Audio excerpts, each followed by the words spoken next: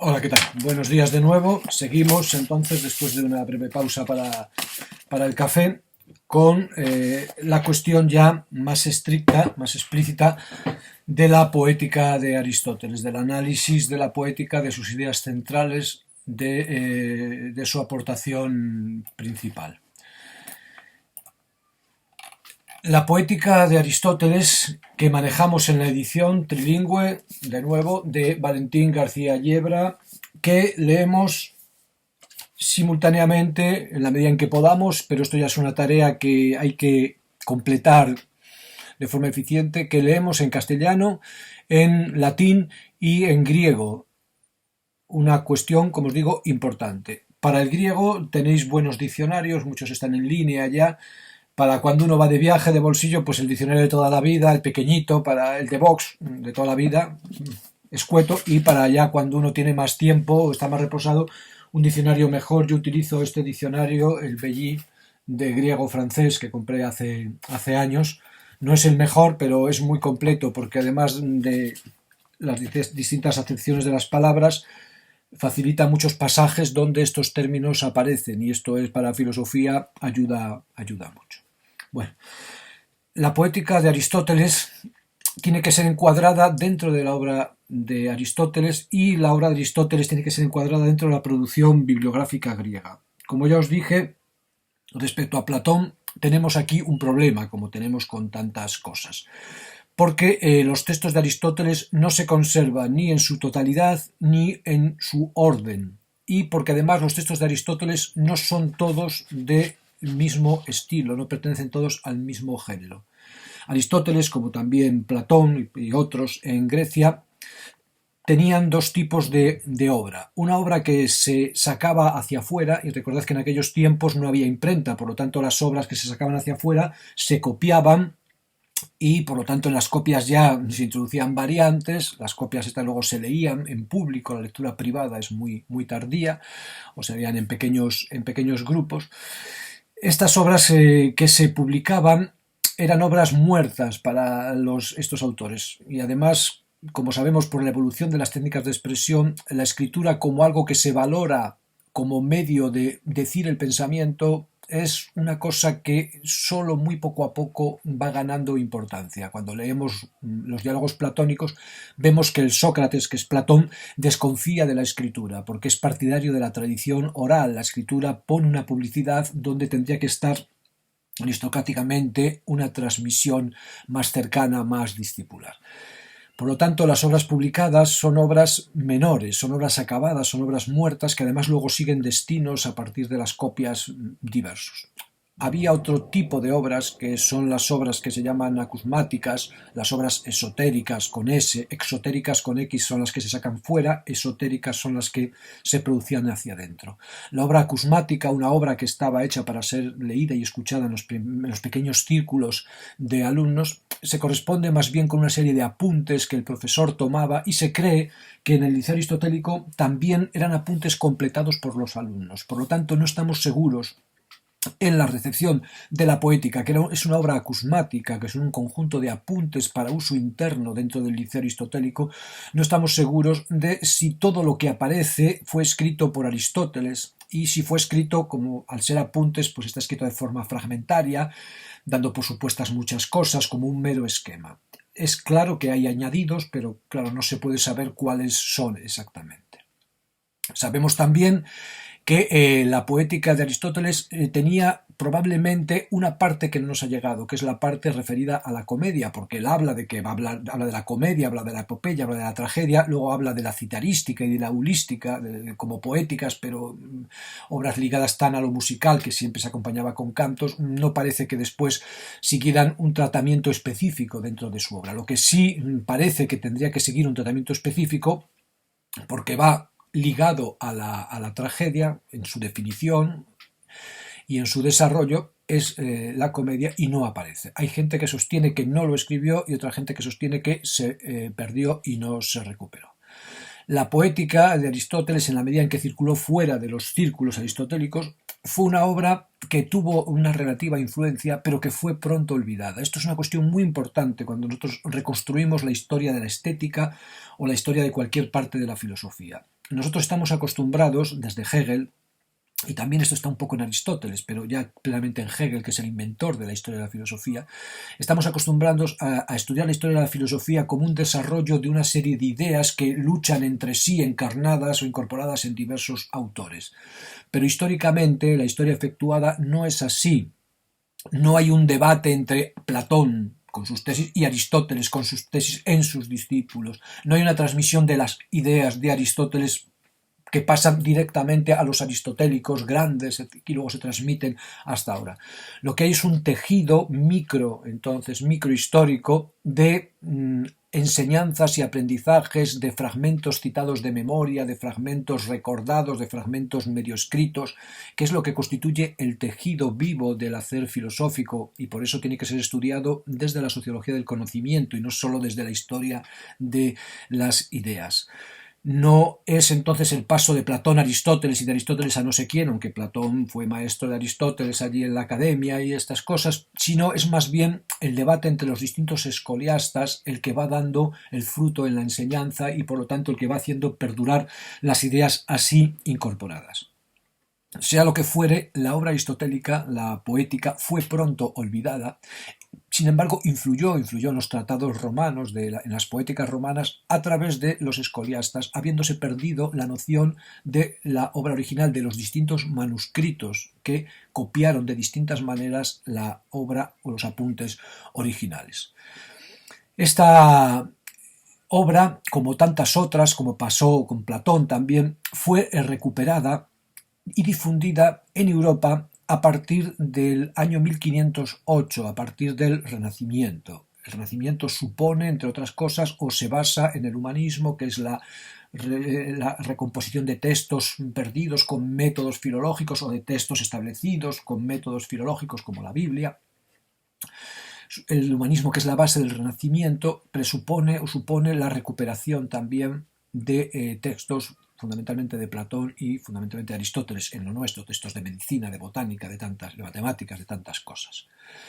La obra fue recuperada y impresa en 1508 en Venecia, que entonces era el centro del mundo occidental, probablemente uno de los centros del mundo occidental, centro que perdería su poder con la llegada de la conquista de América. Fue editada en Venecia por un grandísimo editor que ha influido no solo filosóficamente por la recuperación de los contenidos, sino que ha influido tipográficamente, porque estas obras que se publicaban entonces por primera vez se hacían en ediciones muy cuidadas, que han sido tan cuidadas que muchas de ellas han dado la forma, el prototipo, para citar a los autores clásicos, un prototipo que todavía está vigente y que, como sabéis, hace que Platón se cite de una forma específica, Aristóteles también, etc. El impresor que editó la poética de Aristóteles en 1508 en Venecia fue Aldo Manuzio, un grandísimo impresor que tuvo también una gran influencia en la tipografía, en el tipo de letras que usamos, que utilizamos. La poética de Aristóteles, publicada en Venecia, en la traducción también luego latina, creó una expectativa inmensa y tuvo un influjo impresionante durante varios siglos, hasta el siglo XIX fundamentalmente, en que empieza a ser ya más discutida. Y tiene tal influjo que, como pasa con tantas cosas, los preceptos de la poética aristotélica, que es una obra fragmentaria y una obra probablemente que no estaba pensada para ser sacada a la luz, esos preceptos se han convertido en normalidades de división de géneros literarios, en normalidades de preceptivas de estilo, de cómo escribir, de cómo organizar el mundo de la poética, el mundo del teatro, del drama, fundamentalmente, de la tragedia. Este texto se elaboró, el texto de Manuzio, y luego los textos que siguieron, se han elaborado. El texto de la poética de Aristóteles se fijó a partir de cuatro códices diferentes. Dos que tuvieron menos influencia, que una fue la traducción latina de Guillermo de Moerbeke y otro fue una traducción árabe, y luego dos textos griegos con diferencias. Por lo tanto, el texto que nosotros tenemos hoy de la poética de Aristóteles es una reconstrucción fundamentalmente a partir de dos códices griegos diferentes con variantes. Veis que se añade complejidad sobre complejidad para determinar cuál es la estructura o cuál fue la estructura y el contenido específico de lo que Aristóteles quiso trasladar en la poética. Como os decía, en este libro de la poética, que es un libro breve, se sostiene una tesis diferente, más amplia de la platónica. La palabra poética ya no es una palabra alógica, ya no es entonces una palabra perturbadora y sobre la cual no se puede construir el orden de la ciudad, ya no es una palabra no epistémica, sino que en Aristóteles el elemento terrible de lo poético, el elemento que en Platón era incontrolable, este elemento que se traducía en categorías de entusiasmo, de manía, de delirio, este elemento en Aristóteles se reabsorbe dentro de la ciudad, convirtiendo la poética en una técnica, devolviendo el carácter técnico a la poética, el carácter entonces articulado, el carácter sistemático y el carácter lógico. Este elemento entonces terrible, esto que se llama en filosofía el deinos, lo terrible, lo sublime, lo oscuro, lo desbordante, este elemento que amenazaba, que latía en el propio origen de la expresión poética y que de algún modo luego su escritura no conjuraba, sino que seguía manteniendo, este elemento es reabsorbido por Aristóteles, convirtiendo la poética en un arte, en una técnica, en un conjunto de reglas que permiten construir una obra, cuyo dominio permite construir una obra. Por lo tanto, el poeta ya es un artesano, es un artista artesano y de alguna manera es un científico social, de alguna manera. La técnica que utiliza Aristóteles va a estar ligada al concepto de imitación, al concepto de mímesis, que es uno de los conceptos centrales de su poética, y ligada al concepto de catarsis, al concepto de purificación, catarsis, escrito con Z en griego, esta purgación, que es el otro elemento del arte. El arte se define como la simbiosis entre la imitación, que luego sigue reglas, y la purificación, la purgación de estados de ánimo que de alguna manera desequilibran la ciudad porque desequilibran al individuo en su vivir. De algún modo, entonces, la ciudad puede absorber la creatividad. De hecho, entonces, el hecho mismo de la representación de la tragedia como elemento ciudadano muestra esta posibilidad encargada por la ciudad y muestra además que el arte, la poética, la tragedia en este caso, no solo no desestructura la ciudad como pensaba Platón, sino que puede contribuir a afianzarla, porque aquello que amenazaba en Platón, que era lo deinótico, aquello hacia lo que Platón era ateo, en Aristóteles no solo es puesto en la obra, sino que además su absorción mediante la mímesis y la catarsis refuerza los vínculos de la ciudad, es decir, que la poiesis no destruye la ciudad, no desequilibra la ciudad, sino que la construye. La poiesis nos enseña entonces a manejar los elementos desequilibrantes incorporándolos en un equilibrio, que no puede ser naturalmente un equilibrio puramente lógico, puramente noético, puramente teórico, sino que es un equilibrio que tiene que ver con la acción, tiene que ver con la emoción, pero de esta manera la ciudad se completa. La ciudad entonces no es una construcción racional, sino tiene un elemento emocional que es reconocido y a la vez es incorporado como potenciación de toda la estructura vital, de toda la estructura lógica incluso de la ciudad. Para esto tenemos que incorporar como epistémico, como técnico, como cognoscitivo, como reglado, lo que en Platón era rechazado, que es lo verosímil. La potencia de Aristóteles es que consigue que lo verosímil, lo que no es verdadero como verdad absoluta, lo verosímil, que no es verdadero como una noesis, como una intuición, una visión profunda de la realidad, sino que es verosímil en el relato, se integre en la ciudad. De tal manera entonces que la filosofía de Aristóteles muestra aquí una vez más su flexibilidad. Mantiene la coherencia, pero permite la vida. Esta es una de las características más importantes del pensamiento de Aristóteles y que hay que recuperar en la actualidad. La actualidad necesita pensar la vida y vivir la vida con categorías que promuevan la vida, que sean vitales. Aristóteles lo que intenta es pensar la vida también con categorías que no son estrictamente vitales, pero que de algún modo llevan o apuntarían a su vitalización, con categorías que no son puramente intelectuales. Esta flexibilidad contrasta con la rigidez de Platón y esta flexibilidad también nos muestra que el mundo en el que se mueve Aristóteles, la ciudad aristotélica, ya no es la polis platónica, que es una ciudad rígida, estamentada, ni el cuerpo aristotélico es el cuerpo platónico, un cuerpo rígido y estamentado, sino que la ciudad y el cuerpo aristotélico son cuerpos de potencias y actos, son cuerpos dinámicos, son cuerpos extensos, son cuerpos complejos, son cuerpos variados. El ser se dice de muchas maneras, la verdad se dice de muchas maneras.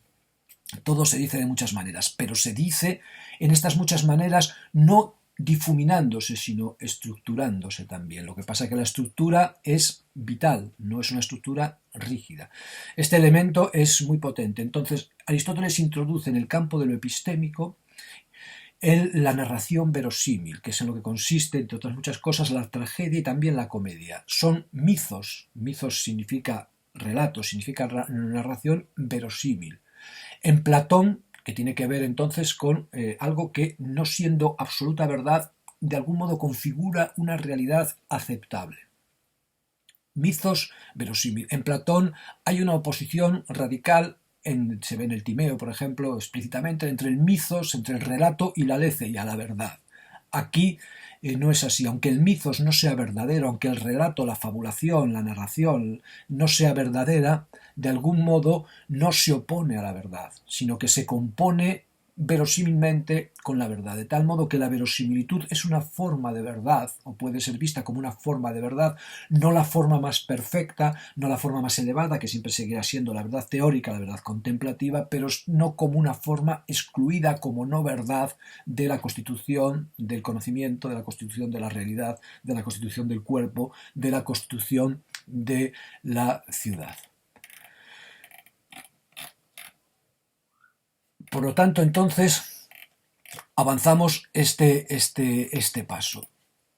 ¿Cómo entonces se da la poiesis? ¿Cómo se da el arte? Se da, exactamente, lo decíamos, desde una reflexión efectuada sobre la acción espectacularizada.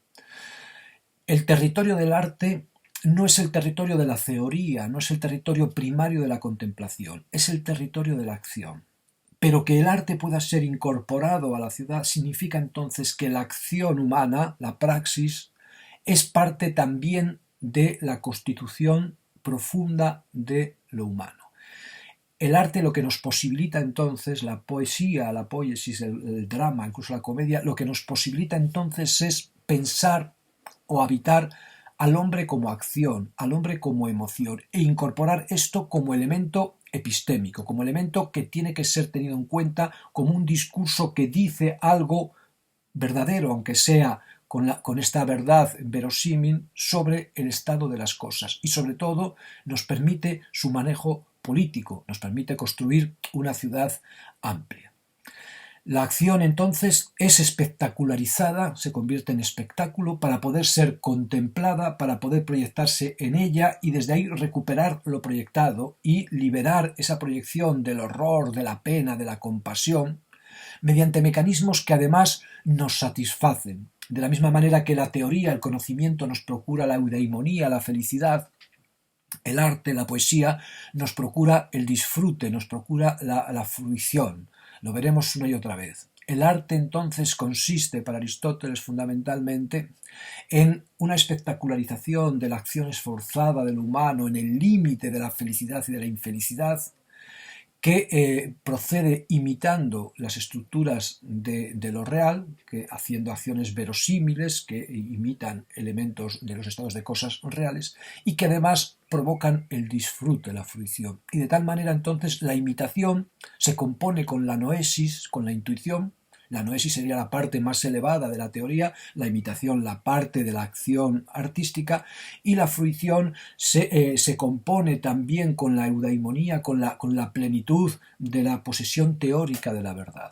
De tal manera que entonces, si los saberes teóricos se construyen con el par, por decirlo así, eidos, verdad, felicidad, plenitud, contemplación, como queramos decir de las cosas mismas, los artes, las facetas de lo poético se construyen con distintas formas de imitación, con distintos materiales, distintos modelos, distintos procedimientos que provocan fruición, y en esa imitación-fruición se produce una purgación del dolor, o una liberación de elementos críticos o angustiantes y una recuperación de eso que sería destructivo como constructivo en la vida de la ciudad.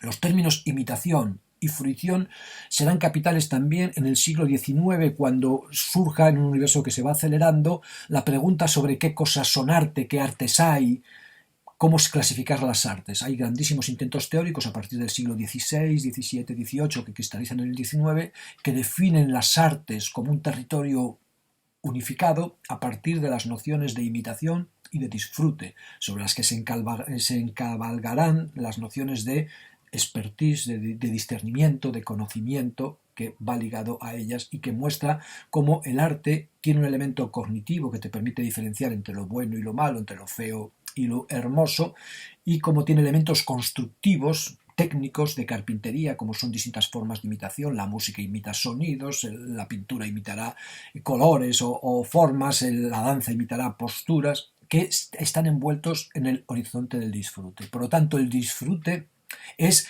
el polo inferior, por decirlo así, de lo que es la contemplación, la felicidad intelectual, que sería el polo más elevado. Pero ambos polos no se oponen, sino que se componen. Aristóteles entonces habla de una reflexión emotiva y fruitiva y purgativa y conformadora de una estructura social afectiva, habla de esto desde fundamentalmente el control técnico de la expresión. Es decir, la expresión humana en sus líneas más difusas tiene capacidad de ser sistematizada, tiene capacidad de ser compuesta. Es decir, la vida, diríamos nosotros, la vida no tiene que ser desvitalizada para ser pensada y para ser manejada, dirá Aristóteles, sino que las formas de vida, las expresiones, tienen una estructura racional, son partes de una totalidad y como partes de esa totalidad son partes necesarias con una definición precisa que hay que buscar, porque no todo lo que parece es, pero que existe. Entonces habrá que depurar las cosas, habrá que ver cómo han ido surgiendo, cómo se da mejor o peor, pero la idea fundamental es que la expresión, la imitación, los elementos del arte siguen unas reglas, tienen unos procedimientos, tienen unas estructuras. Así el delirio que parecía arrebatador y que de algún modo hace que Platón diga no, pero el arte en el fondo es delirio, las partes técnicas no llegan a poder formar una técnica, formar un ars, ahora sí. Por lo tanto, el delirio se evita. El delirio estuvo en el origen, quizá en el origen, pero ahora ya no está. Ha sido reabsorbido por la técnica y de igual modo el desconcierto humano ante lo que le pasa, ante las desgracias, puede ser reabsorbido por esta técnica artística dentro de una técnica más amplia, que es la técnica del manejo de la realidad, del que la otra parte es el conocimiento científico, por decirlo así. De alguna manera, entonces, este control técnico, este carácter de ars, de techne, de conjunto de reglas que producen el objeto, evita el delirio, lo expresa, sin embargo, lo contiene y lo drena y lo hace alimento, lo hace gasolina de la vida ciudadana. Y esta techne en Aristóteles abarca desde la tramoya, desde la estructura del escenario, hasta las formas de escribir la poiesis, todos los elementos, la música, la estructura, hasta la gramática. En la poética nos incluye Aristóteles una reflexión gramatical sobre cómo son los fonemas, cómo se componen en nombres, qué tipo de locuciones hay. No entra muy en detalle, pero se supone entonces que toda la parte de la poiesis abarca esto, desde la gramática hasta las escenografías, hasta los elementos actorales, por decirlo así. Están contenidos, están pensados, no queda nada fuerte. Por lo tanto, entonces, la dialéctica, el conocimiento científico en Platón, no se opone a lo demás y lo deja fuera, sino que la dialéctica y lo no dialéctico, sea lo retórico, sea lo poético, son epistróficas, se dan conjuntamente, se necesitan mutuamente. Naturalmente hay una jerarquía. Lo teórico, lo dialéctico es prioritario, pero lo otro no se le contrapone, sino que está en una relación profunda con ello y en una relación necesaria. Dicho esto, pasamos entonces a lo que sería el análisis de los hitos centrales de la poética de Aristóteles, a partir de la edición de García Yebra, con la traducción latina de Antonio Ricobono, que es de 1570, posterior a la de Manuccio, y con el original griego fijado por Cassel en la edición de las obras de Aristóteles que está publicado en la biblioteca de Oxford, estos libros de forro azul que ya os enseñé en 1965, en la biblioteca de autores clásicos de Oxford, que deberíais ver alguna vez en la biblioteca, por lo menos para saber cómo se da esto. Aristóteles entonces empieza a hablar de la poietiqués, de la poética, y empieza a hablar en este escrito que son apuntes, y empieza a hablar como es él, intentando a la vez sistematizar, pero mantener la complejidad de lo real. Lo real se sistematiza, pero no se simplifica, sino que se mantiene en tensión, en multiplicidad, sostenido. Va a comenzar a hablar, dice, voy a empezar a hablar de la poietiqués, y va a hablar de varias cosas que suponen estas cosas, y por eso me detengo en ellas, la radiografía de lo que es la estructura mental de la concepción aristotélica de lo real, y de la concepción aristotélica del conocimiento, y de la concepción aristotélica del arte. Aristóteles dice que va a hablar de varias cosas. Lo que va a hablar, dice, es en primer lugar de la poética misma. Por lo tanto, fijaos bien, Aristóteles supone, ya de entrada lo da por supuesto, esto no empezó sabiéndolo, sino que esto lo ganó, pero esta es la estructura de su pensamiento. Él probablemente ha ganado en sus investigaciones una serie de cosas que son fundamentales, ha llegado a los fundamentos tal como lo entiende, y él lo que hace es poner esos fundamentos que ha encontrado en su investigación al principio, ¿no? Al principio como elementos principales, ¿no? Hay una relación entre lo que se va descubriendo, que es lo primero en el orden del ser, o lo primero, lo segundo, lo tercero en el orden del ser, tú descubres lo importante después, pero lo primero en el orden del conocer, o viceversa, dependiendo cómo queramos verlo. O sea, nosotros vamos de alguna manera viendo cosas, pero la estructura profunda nos aparece después. Entonces lo que aparece después, sin embargo, de algún modo es lo primero desde el punto de vista de lo metafísico, desde el punto de vista de lo estructural,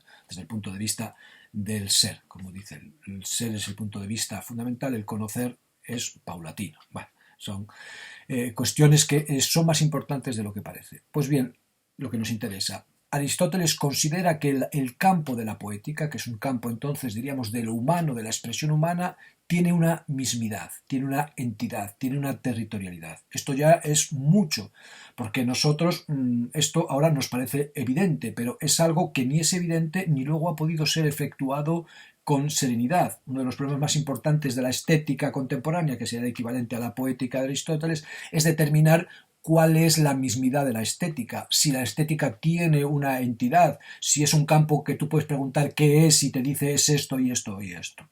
La posición de Aristóteles es muy radical en este sentido y de algún modo entonces nos afirma que la poética es una estructura cerrada y que es una estructura que tiene entidad en sí misma, que es una cuestión determinada. Y luego esta mismidad, este cazauto, se divide en especies, en eidon.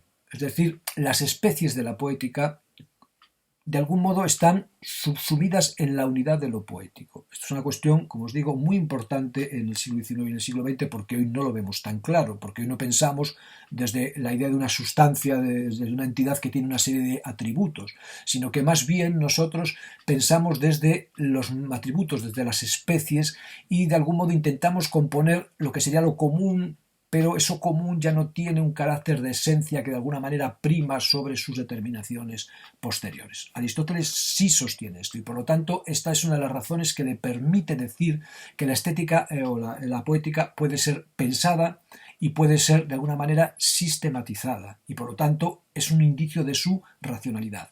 Dado que la poética habla de la acción humana en cuanto a esfuerzo respecto a los grandes quiebros, lo que Aristóteles está sosteniendo es que esa expresión del dolor, de la piedad, del miedo, incluso diríamos después de la risa en la comedia, lo que fuera, esas expresiones no son arbitrariedades, sino que forman un sistema y que tienen, por lo tanto, carácter trenzado, carácter duro.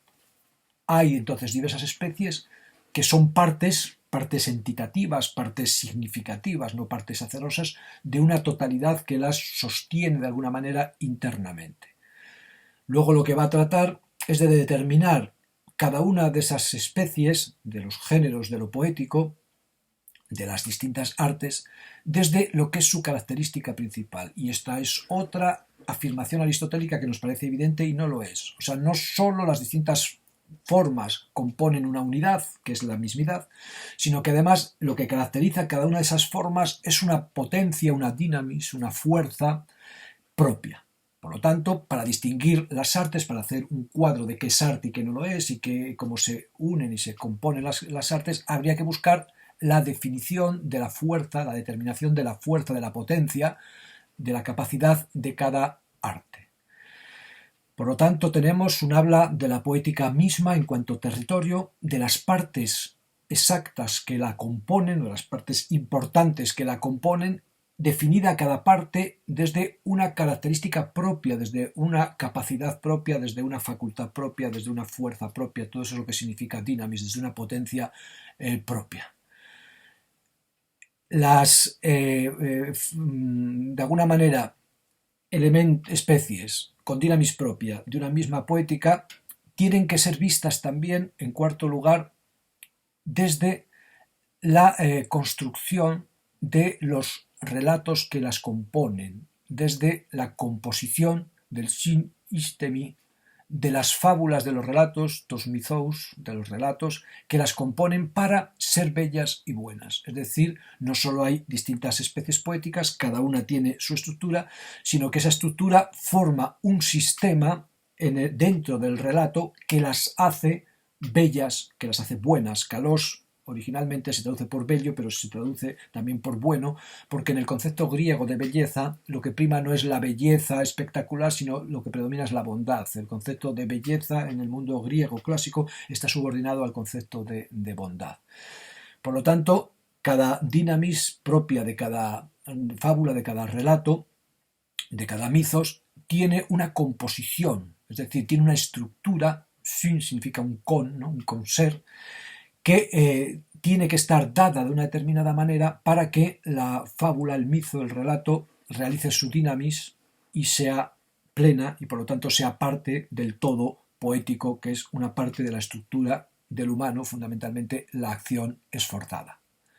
Hay que estudiar entonces en estos relatos qué partes tienen que tener ellas mismas, cómo se dan, de qué manera se dan, qué elementos manejan y cómo cumplen con la imitación, con el fin que se proponen, que es imitar algo en un terreno que tiene que ver con la acción humana y los medios que usan para esa imitación. Por lo tanto, en el ámbito aparentemente caótico, aparentemente disperso de la expresión humana, no solo hay un orden, sino que hay un orden que refleja, por decirlo así, una esencia, una mismidad, una especificidad que trasciende la pura apariencia y que la trasciende porque es reglada, porque puede entonces ser determinada en cuanto logos, en cuanto estructura, porque su decir, su legein, responde a un logos, responde a una estructura que es una estructura muy profunda y además muy compleja, porque tiene un aspecto de construcción gramatical, pero también tiene un aspecto de emocionalidad muy profunda. Y lo que va a hacer Aristóteles entonces nos dice es desarrollar metódicamente este campo, es decir, que el campo de la poética, el campo de la estética, admite un caminar que va componiendo, que va recorriendo y comprobando la composición, que a su vez es el fundamento del juicio y no solo de la creación, y que nos muestra entonces que estamos ante un territorio ordenado, ¿no? La palabra método significa metaodou, ir por el camino, ir caminando, ir de forma entonces sistemática. Y de una forma sistemática que en Aristóteles de alguna manera nos permite, como siempre, empezar por el principio y cerrar por el fin. Es decir, la totalización de este territorio se da porque somos capaces de componer en el mismo plano medios, principio y fin, de tal manera que no queda residuo, que la obra queda estructuralmente cerrada, que la teoría, el discurso queda totalmente cerrado. Con lo cual, en un campo que parecía un campo álogón, en un campo ilógico, en un campo de delirio, encontramos fundamentalmente una estructura compuesta, una estructura cerrada con un orden que se abrocha perfectamente y que permite ir y venir metódicamente. Este orden, además, lo vamos a ver después, coincide con la propia historia de las artes, de tal manera que las artes se van desarrollando históricamente, materialmente, somáticamente, y a la vez se van cerrando conceptualmente. Es decir, lo conceptual, lo sistemático, lo metódico permite incluir la historia como un proceso de todavía no, un proceso de maduración, y a la vez cerrar la historia en un sistema. Con lo cual la historia se admite porque al principio no era el principio absoluto, sino solo era el comienzo, pero lo que se desarrolla ahí de alguna manera lleva ya el germen de su propia sistematización y llega un momento en el que el campo, que en un principio es un campo de delirio y es un campo tal, de repente se convierte en una técnica, se convierte en un saber y por lo tanto se cierra, se esclarece y puede ser utilizado para reforzar la ciudad. Mostrar esto es una gran hazaña por parte de Aristóteles. Las poéticas, entonces, las artes son fundamentalmente, ya lo vemos, y esto es el concepto clave del arte, imitaciones. El concepto de mímesis es el concepto central del arte, el concepto de punto de partida. Y este concepto, lo veremos también después, va ligado a una antropología. Como veremos, esto es importante. Veremos después que este concepto de mímesis no es un concepto puramente teórico, sino que es un concepto, diríamos, histórico, que encuentra en la efectuación histórica la raíz de su sistema y en un momento dado, en un momento posterior, el cumplimiento y por lo tanto la transformación de lo que viene después en un antes canónico, en un antes casi eidético, pero de una idea viva, de un eidos no puramente lógico. Las artes son todas imitaciones. El arte es mímesis. El concepto de imitación es muy fuerte ya desde la filosofía platónica. Acordaos que para Platón el tiempo, la realidad fenoménica, es imitación, es mímesis del mundo inmóvil de las ideas. El tiempo es la imitación de la eternidad de las ideas, por ejemplo. El mundo entonces es visto originalmente en estos pensamientos como una imitación de un modelo anterior. Aquí la imitación no se hace, fijaos bien, sobre un prototipo eidético anterior, sino la imitación se hace a partir de elementos que se dan en el mundo de la vida. Es decir, es una imitación que está en otro nivel, por decirlo así, pero es un nivel en el que no se pensaba que este carácter imitativo tuviera tanto poder como va a acabar teniendo. Las artes son imitaciones de las formas de vida, de las acciones, son imitaciones de la praxis, no son imitaciones de lo teórico, no son imitaciones ontológicas, sino son imitaciones de la acción, de un campo que parecía no admitir este tipo de esquemas por ser un campo excesivamente complejo, excesivamente desestructurador. Y la diferencia de las artes entre sí, de unas con otras, y por lo tanto la determinación de la clasificación y de la potencia de las artes, tiene que ver con los elementos referidos a la imitación. ¿Por qué medios se imita? ¿Qué se imita? ¿Y de qué manera se imita? Entonces las artes utilizan estos mismos elementos, principios, medios, fines, materias variadas, pero los utilizan de manera distinta. Utilizan fundamentalmente las artes para imitar tres elementos, dice Aristóteles: el ritmo, la palabra, el lenguaje, el logo, y la armonía. A partir de esta combinación van surgiendo las distintas artes.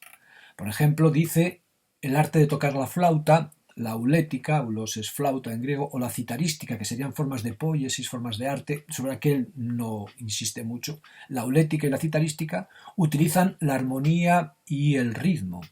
Sin embargo, por ejemplo, dice los bailarines, los danzantes, utilizan el ritmo sin armonía. Son ritmos, dice, convertidos en figuras, ¿no? El baile es un ritmo que se imita mediante figuras, mediante posturas. Tragedia, comedia y el ditirambo, dice, usan el ritmo en el canto y usan el ritmo en el verso, en el metro. y a veces unas de una manera y otras de otras. Y tanto la tragedia como la comedia todavía de alguna manera utilizan cantos, porque el coro canta. Nosotros sabemos que la aulética y la citarística son importantes porque acompañaban el canto, había aquí estos elementos importantes, pero dice, luego hay un arte que imita solo con la palabra y que es un arte que todavía no tiene nombre, ¿no? Y este arte es el arte donde él más bien se va a ir moviendo, porque es el arte que tiene el filósofo que hace poemas. Los primeros escritos filosóficos son poemas, como el poema de Parménides, y es el arte que tiene también el poeta que canta lo épico, ¿no? Dice, por ejemplo, dice, nada hay en común entre Homero y Empédocles, excepto que se limitan, podríamos decir, a utilizar el verso. No utilizan armonías, ritmo, utilizan solo la palabra, ¿no? Veis entonces cómo de las distintas configuraciones de los distintos elementos van surgiendo distintos tipos de arte. Esto es una cuestión muy importante porque nosotros nos seguimos preguntando si hay un arte general, que fue uno de los grandes esfuerzos de la filosofía europea estética del siglo XVI, XVII y XVIII, fue buscar una definición de lo estético, llegar a una definición del terreno de lo artístico como un terreno unificado y luego buscar cómo determinar las diferencias entre las artes o, inversamente, cómo partiendo de distintas cosas que decían ser artes, elaborar una teoría general del arte. Por ejemplo, en el siglo XVI se consideraba arte coleccionar sellos o coleccionar monedas. Y, sin embargo, con la depuración de la definición de lo artístico, esto cae. Y luego aparecen artes en el siglo XIX, en el siglo XX, que no estaban consideradas en el sistema tradicional de las artes y que a lo mejor no tenían un carácter imitativo especial, que es la base sobre la que siempre se intentó construir la definición de arte, la imitación y el disfrute. Hay artes que no tienen carácter imitativo, no se les encuentra directamente y entonces son artes o no son artes. Estas cuestiones están latiendo porque vivimos aquí en territorios como frágiles, como territorios poco definidos. Las artes entonces se diferencian por el modo de imitar, se diferencian por los objetos imitados, etc. Se diferencian de varias maneras. Hay una diferencia fundamental, ¿no?, en el modo de imitar, que es relevante, que es lo que llama la tercera diferencia entre las artes. Él dice que hay unas artes que comunican mensajes. Apangelonta, dice. Ángelos, ángel es el que comunica, ¿no?, el mensajero, ¿no? Hay artes que describen, que comunican. Y, por ejemplo, sería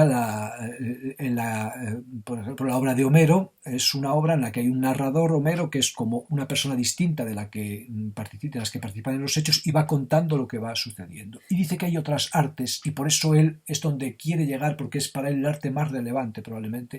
Dice, hay otras artes que presentan a los imitados como actuantes, como efectuadores de algo. Son artes casi performativas, en las que el sujeto y el objeto coinciden, en el que no hay un narrador que te va contando Aquiles se levantó por la mañana y no sé qué, no sé cuánto, sino que es la propia acción la que constituye la posición del arte. Es una performatividad mucho mayor.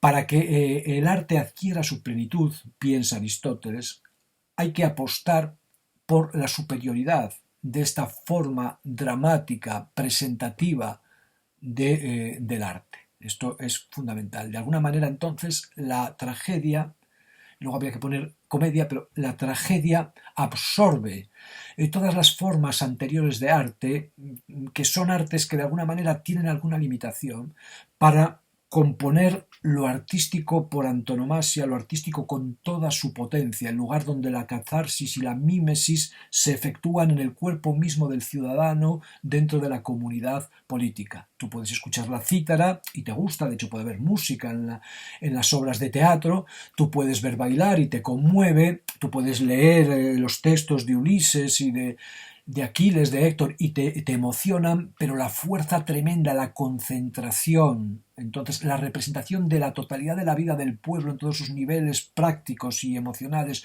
en un lugar densísimo que además está dado dentro del curso de la acción de la ciudad, en sus fiestas, con todo el pueblo metido ahí en el teatro de noche, con ruidos, con lo que allí se hace es la potencia máxima de lo artístico, es lo artístico por antonomasia, y es tremendamente significativo porque consigue esa emoción terrible que probablemente sería devastadora, esto que te pasen cosas que no sabes explicar y que de algún modo te llevan a pensar que todo carece de sentido, te lleva a tenerlo allí, a verlo, a identificarte con ello, a ver cómo representa lo real y a, de alguna manera, liberarte del peso que eso tiene sobre tu vida y que te impide ciudadanizar o manejarte políticamente o cuestionar las estructuras políticas. Por eso es muy importante esta diferencia última, porque bueno, luego los otros son que si uno usa tal, usa cual, lo hace de tal manera y tal otra, pero esta es la diferencia fundamental entre las artes y que, en mi opinión, constituye la máxima potencia del arte dramático, de la tragedia, de la poiesis trágica, que presenta a los imitados, que eres tú mismo también, que tú estás imitando al imitador mediante la absorción de lo que está diciendo o haciendo el actor, como actuantes, con pratontas, es decir, ligados a la praxis, y como actuantes, energuntas, o sea, que son capaces, el ergon, de actualizar toda esa dinamis, toda esa potencia que hay, se actualiza allí creando entonces una realidad concreta, llevándola al acto pleno, que es el reflejo de una imitación que es la presencia plena, bajo forma de obra de arte, de la totalidad desestructurante de lo deinótico, de lo terrible, de lo azaroso, de lo tremendo, el paso de la dicha a la desdicha, de la desdicha a la dicha, momentos que desestructurarían cualquier estructura social. Por lo tanto, el carácter entonces no meramente comunicativo, narrativo del arte, sino el carácter actuante, performativo del arte, hace que la tragedia sea, probablemente para Aristóteles, el arte de las artes, el arte total.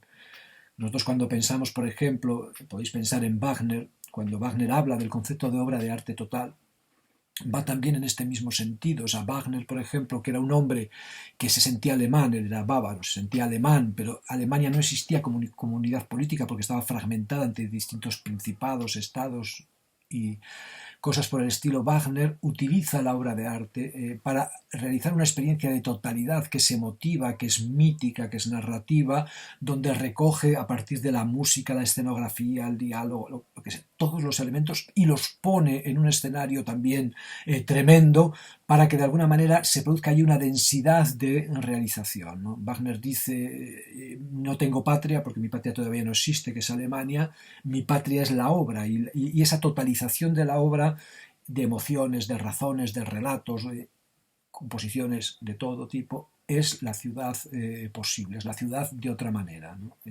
En su posible ligazón con la totalidad y una invitación a su efectuación. Así entonces hay diferencias en la imitación según los medios, los objetos, el modo de imitar, pero fundamentalmente la diferencia está en esta potencia que va más allá de la mera comunicación, de la mera información, de la mera descripción y lleva a la acción y a la efectuación plenas. Viene después, y esto es muy importante y es donde me quería detener un poco, aunque ya llevo 50 minutos y quizá exija otro vídeo, viene ahora una cuestión fundamental que es el estudio histórico sistemático que hace Aristóteles del origen y del desarrollo de la poesía. Como siempre, tenemos que tener en cuenta que para Aristóteles el orden en el que las cosas van siendo o el orden en que las vamos conociendo paulatinamente no equivale al orden con el que las cosas son realmente o con el que las conoceríamos si las conociéramos de verdad. Hay una reabsorción del acontecimiento, de la historia, por el sistema. Una reabsorción que se dará sobre todo luego de forma plena en Hegel, porque Hegel es un Aristóteles al cubo. Hegel es el que inventa la historia de la filosofía como planificación de una potencia inicial pobre que se va desarrollando en un eidos, pero esto ya está en Aristóteles. Aristóteles también, cuando expone los temas, expone todo lo que han pensado los anteriores y lo que él expone que es la verdad. Aquí también pasa igual. Aquí tenemos una conjunción entre historia y sistema. La historia y el sistema no se corresponden exactamente. La historia parece nacer en lo disperso, parece nacer en lo difuso, pero luego llega un momento en que se da cuenta, es consciente de que tiene un sistema, entonces aplica el principio de sistematicidad a su propio origen que parecía disperso y de alguna manera evapora la amenaza, la pobreza, la pequeñez del origen. Esto mismo es lo que hace Aristóteles y esto es lo que no pudo hacer Platón. Aristóteles va a entender que la tragedia, el arte en general, nace de forma determinada, nace antropológicamente en el cuerpo humano y nace socialmente porque el arte tiene un doble origen, un origen antropológico que veremos en la fruición, en la curiosidad, en la imitación, y un origen luego sociológico, que esto va cristalizando en formas, que son dos orígenes que se componen, pero luego tiene, después de estos orígenes, un desarrollo histórico antropológico que se convierte en sistemático y que de algún modo dice que esta estructuración, en cuanto inicialmente oscura, pierde la oscuridad una vez que es esclarecida por la recuperación de sus determinaciones fundamentales, es decir, la tecne absorbe el deinos, el arte, la regularidad, el método absorbe lo terrible que aparentemente se inicia allí o lo indigente que aparentemente se inicia allí. Y si las artes, como veía Platón, se originan históricamente en el entusiasmo, en los delirios báquicos, en las cosas falocéntricas allí de los seguidores de diversas deidades de este corte, sí se originan allí, no quiere decir que sistemáticamente sean eso es solo el comienzo, pero el origen, el arjé, el principio, la causa no es esa, la causa es la ordenación sistemática de la experiencia humana en cuanto a esfuerzo para, de alguna manera, apoderarse de su propia acción y actuarse con esta complejidad dramática como seres que están más allá porque lo integran de lo terrible y del delirio. Esta cuestión, como os digo, es fundamental. La veremos entonces la próxima semana ya entrando de lleno en el cuerpo de la retórica aristotélica. Entonces, el origen y desarrollo de la poesía incluye un elemento antropológico y un elemento antropológico referido al ser humano como ser físico y un elemento cultural referido al nacimiento cultural de las artes en Grecia, que coinciden y luego se sistematizan y ese sistema permite absorber lo que de indigencia pudo haber en el origen. Como os digo, en Aristóteles además queda pendiente este elemento inicial que es mucho más potente de lo que luego él recupera, como veremos. Pero esto ya lo trataremos el próximo día.